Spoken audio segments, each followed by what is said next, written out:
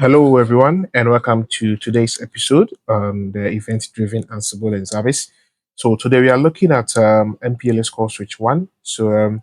Let me open the terminal. I want to do a side-to-side comparison so that I can update my notebook. So first of all, what are we looking at? Let's forget about the SNMP and then the SSH configuration.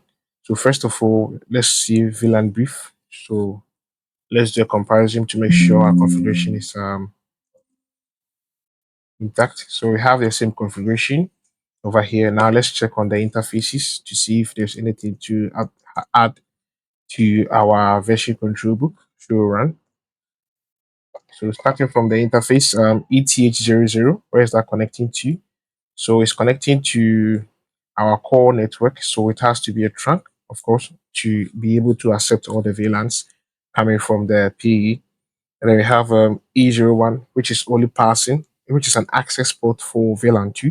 So as I said, that's how I get to manage my network nodes. So it's for just management. So it's only an access port to the core PE. So that's fine. And then we also have E02, which is on connecting to the Samsung NNI, or let's say the Samsung MPLS infrastructure, which is a third party provider. So we have on that. Let's see if there's anything to add. So basically, we just made it an open trunk for the interface, and I mean that's fine. It makes sense because we're just passing a VLAN. We can just change it to access port anything, but just in case in future we want to pass more clients on that particular provider, it's very simple to just create a VLAN for you to forward on that interface. And basically, what else do we have?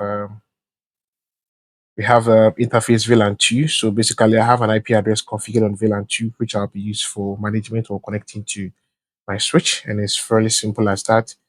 So thank you for watching this video and see you in my next video.